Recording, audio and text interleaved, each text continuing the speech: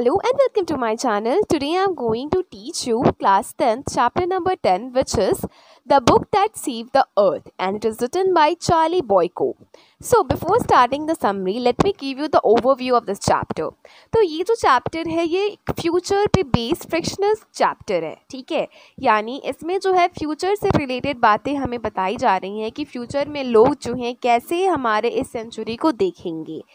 यहाँ पे जो मार्शियंस होते हैं, मार्शियन का मतलब ऐसे लोग जो मार्स पे रहते हैं, वो अर्थ पे आते हैं ताकि वो पता कर सके कि अर्थ की लिविंग स्टाइल कैसा है, अर्थ जो है वो दिखता कैसा है, यहाँ पे कौन कौन से रिसोर्सेज पाई जाती हैं, यहाँ पे क्या डिफरेंट है मार्स से। ये सब चीज़ों को पता करने के लिए मार्स से एक ग्रुप ऑफ पीपल अर्थ पे आते हैं और यही हमें इस स्टोरी में देखना है कि आखिरकार वो अर्थ के बारे में क्या जान पाते हैं, ठीक है।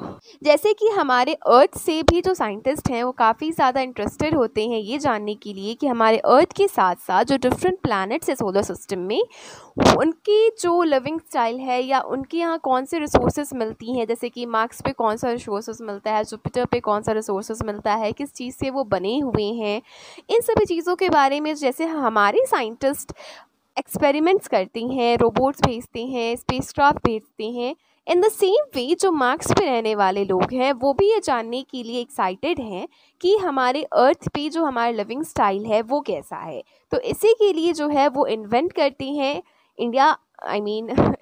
अर्थ पे आते हैं और फिर वो देखते हैं कि अर्थ पे जो चीज़ें हैं वो कैसे होती हैं।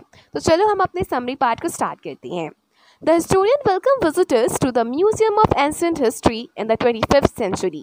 तो ये जो स्टोरी मैं आपको बताने वाली हूँ ये जो है एक म्यूज़ियम की स्टोरी है जो कि हिस्टोरियन सुनाते हैं, और ये जो स्टोरी है ये 25th सेंचुरी में सुनाई जाती है। यानी 25th सेंचुरी में लोग म्यूज़ियम में बैठ के हिस्टोरियन के द्वारा ये स्टोरी को सुन रहे होते हैं, ठीक है। In 2040, the ruler of Mars ordered the invention of Earth. तो यहाँ पे जो हिस्टोरियन है वो वहाँ पे बैठे हुए लोगों को बताते हैं कि 2040 ईयर में यानी 2040 जो ईयर था उसमें जो मार्स के जो रूलर थे उन्होंने ये ऑर्डर दिया था वहाँ के साइंटिस्टों को कि वो अर्थ पे जाएं और वहाँ पे पता करें कि अर्थ पे कौन कौन सी चीज़ें मिलती हैं, अर्थ किस चीज़ से बना है, ठीक है। Think tank the probe was send on the earth. Think tank जो है वो एक नाम है मार्स पे रहने वाले एक व्यक्ति का जिसको ये रिस्पॉन्सिबिलिटी दी जाती है, जिसको हेड बनाया जाता है इस मिशन का। The probe team reaches a library but are puzzled to see the books. तो क्या होता है कि जो मार्शियंस होते हैं, जो मार्स पे रहने वाले लोग होते हैं, वो थिंक टैंक के साथ एक ग्रुप बनाकर अर्थ पे आते हैं और अर्थ पे जब वो लैंड करते हैं तो इवेंचुअली वो कहाँ पे लैंड करते हैं, लाइब्रेरी में।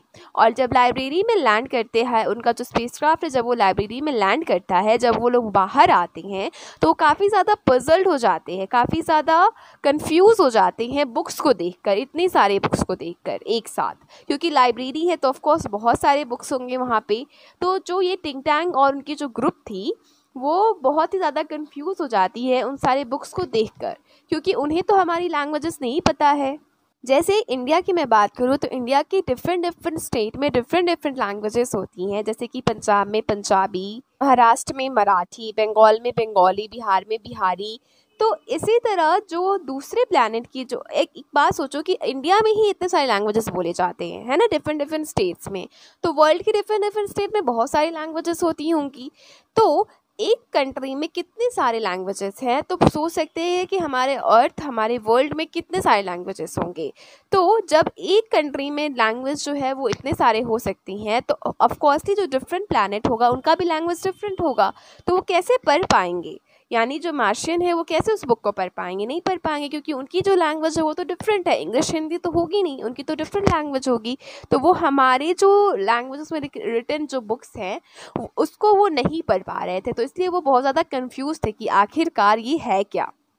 They make guesses. तो क्या होता है कि वो गेस करने लगते हैं कि आखिरकार ये जो चीज़ है यानी वो जो बुक्स हैं वो है क्या, क्योंकि उन्हें तो पता नहीं है कि बुक्स क्या होती है।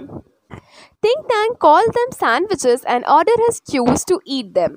तो क्या होता है कि थिंक टैंक जो कि उस क्रू मेंबर का, उस टीम का हेड होता है, वो बोलता है कि ये जो बुक्स हैं बुक्स, उसको नहीं पता बुक्स है, बट मैं आपको बताने के लिए बोल रही हूँ कि जो बुक्स थे उसे वो सैंडविच समझ लिया और कहता है अपने क्यू मेंबर को, क्यू मेंबर का मतलब होता है टीममेट्स, तो अपने टीममेट्स को कहता है कि ये सैंडविच है, तुम इसे खा लो और खा के बताओ कि इसका टेस्ट कैसा है, हमारे प्लैनेट पे जो सैंडविचेस होते हैं उससे डिफरेंट है या सेम है, ठीक है। The trainee under Ting Tang Noddle points out that they may be used for communication. अब क्या होता है कि बुक्स तो सैंडविचेस होते नहीं हैं, तो जो मार्शियन हैं, जो उनके क्यू मेंबर्स थे, वो उनको बुक्स को खाने की कोशिश करते हैं पर वो खा नहीं पाते हैं।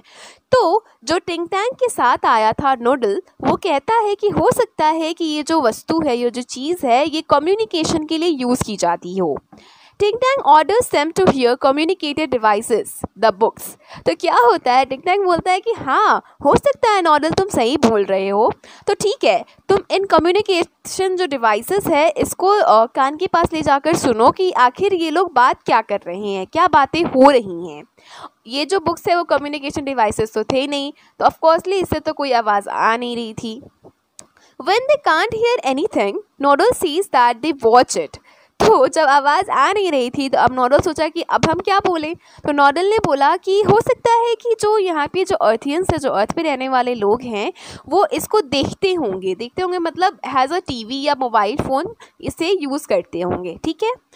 तो अब क्या होता है, Ting Tang ordered them to watch it but they don't understand. तो क्या होता है कि टिंग टैंग जो होता है वो कहता है कि ठीक है अगर इसे देखा जाता है तो मुझे देखकर बताओ कि आखिर जो अर्थियंस है ये इसमें देखते क्या हैं। तो जब वो बुक खोलती हैं, उनके जो क्यू मेंबर्स होते हैं, जब वो जो टीम होती है उनकी, जब वो बुक को खोलती है तो देखती है तो उसे उन्हें कुछ भी समझ नहीं आ रहा होता है कि आखिर इस बुक में लिखा क्या है या जो पिक्चर्स है वो किस चीज़ की हैं। They were ordered to eat vitamins and decode the lines. तो क्या हुआ कि टिंग टैंग ने बोला कि एक काम करो, तुम इन विटामिन की गोली को खाओ और फिर डिकोड करो कि आखिर इसमें लिखा क्या है। जैसे कि हम लोग विटामिन का गोली लेते हैं for getting energy, in the same way जो मार्शियन है वो जो विटामिन है उनकी गोलियां लिया करते हैं किस चीज़ को पढ़ने के लिए, इंडियन जो बुक्स में जो लैंग्वेज लिखी रहती है उसे पढ़ने के लिए, ठीक है। The Q were able to read nursery rhyme. अब क्या होता है कि जैसे ही वो उनके जो क्यू मेंबर है वो विटामिन की गोलियां ले लेते हैं तो वो जो है जो भी राइम लिखा रहता है, जो भी नर्सरी में जो पढ़ने वाला राइम्स होते हैं वो लिखे रहते हैं उस बुक में, उसे वो पढ़ लेते हैं कि आखिर वो राइम है क्या, पर फिर भी वो उसके मीनिंग को नहीं समझ पाते हैं, ठीक है। They thought that Earthling is very advanced civilization. तो उन्हें ऐसा लगा कि अर्थलिंग जो है वो बहुत ही एडवांस सिविलाइजेशन है, यानी वो बहुत ही हम लोग जो हैं वो काफ़ी एडवांस्ड हैं, यानी हमें काफ़ी सारी चीज़ों के बारे में पता है। Ting Tang became terrified has he saw Humpty Dumpty picture. तो क्या होता है कि टिंग टैंग जो है वो बहुत ज़्यादा घबरा जाता है जब वो हम्प्टी डम्प्टी का पिक्चर देखता है उस बुक में। क्यों घबरा जाता है, क्योंकि हम्प्टी डम्प्टी जो है वो काफ़ी मोटा होता है ना। इन द सेम वे जो टिंग टैंग है वो भी एक मोटा इंसान है, तो मतलब मोटा मार्शियन है। अब इंसान है या एलियन, हमारे लिए तो एलियन ही होगा ना, ठीक है। तो वो जो टिंग टैंग है वो भी मोटा है। तो जैसे ही वो देखता है हम्प्टी डम्प्टी का पिक्चर तो वो घबरा जाता है कि भैया मेरा फ़ोटो यानी मेरे जैसा पिक्चर एग्जैक्टली वो नहीं बट उसके जैसा पिक्चर आखिर इस बुक में दिया क्यों है। He assumes that the Earthling were planning to invade Mars and capture him. तो ये जो महापुरुष हैं वो समझते हैं कि जो अर्थलिंग है यानी जो अर्थ पे रहने वाले लोग हैं उन्हें पता है टिंग टैंग के बारे में। वो जानते हैं कि टिंग टैंग कितना स्मार्ट है। टिंग टैंग जो है इस टीम का मेंबर है, हेड है, मार्क्स का जो रिसर्च टीम है उसका हेड है। और जो अर्थ में रहने वाले लोग हैं वो चाहते हैं कि वो मार्क्स पे आएँ और उसको कैप्चर कर लें, यानी वो मतलब अर्थ पे रहने वाले जो लोग हैं वो मार्क्स पे रहने वाले टिंग टैंग को किडनैप करने का प्लानिंग बना रहे हैं, ऐसा उसे लगता है।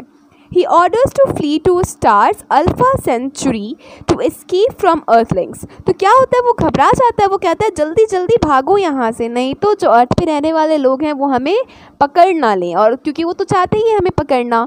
उस पिक्चर को देखकर, हम्प्टी डम्प्टी की पिक्चर को देखकर उसे ऐसा लगा कि अर्थ पे रहने वाले लोग उसे पकड़ना चाहते हैं, तो वो डर गया। वो बोला कि सब कुछ छोड़ो, सारे रिसर्च को छोड़ो, अब तुरंत भागो यहाँ से, नहीं तो हम फिर मारे जाएंगे।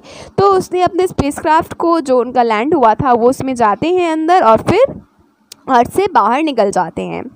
Historian says that in 25th century earthling and martians are friend. तो हिस्टोरियन कहते हैं कि 25th सेंचुरी में, यानी जिस समय वो ये स्टोरी सुना रहे होते हैं, उस सेंचुरी में जो है अर्थलिंग्स यानी अर्थ पे रहने वाले लोग और मार्शियन यानी मार्स पे रहने वाले लोग दोनों ही दोस्त हैं। Earthlings have established a library in the martian capital of Marsopolis. तो यहाँ पे कहता है कि हम अब क्योंकि अर्थलिंग्स और मार्शियन दोनों फ्रेंड्स हैं, तो अर्थ पे रहने वाले लोगों ने क्या किया है कि एक लाइब्रेरी जो है मार्शियन यानी मार्स पे खोल दिया है। मार्स का जो कैपिटल सिटी है मार्सोपोलिस, वहाँ पे अपना एक लाइब्रेरी खोल दिया है।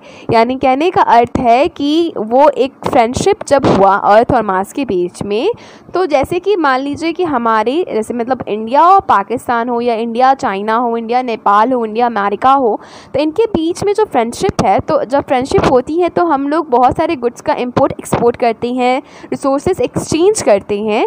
तो इन द सेम वे जब अर्थ और मार्शियन के बीच में फ्रेंडशिप होती है तो रिसोर्सेज एक्सचेंज होती हैं, और रिसोर्सेज एक्सचेंज के साथ साथ टेक्नोलॉजीज़ भी एक्सचेंज होती हैं। जो हमारे नॉलेज है, जो हमारी बुक्स हैं, जो हमारी लाइब्रेरी है, वो भी मार्शियन पे बना दी जाती हैं, यानी मार्स पे बना दी जाती हैं।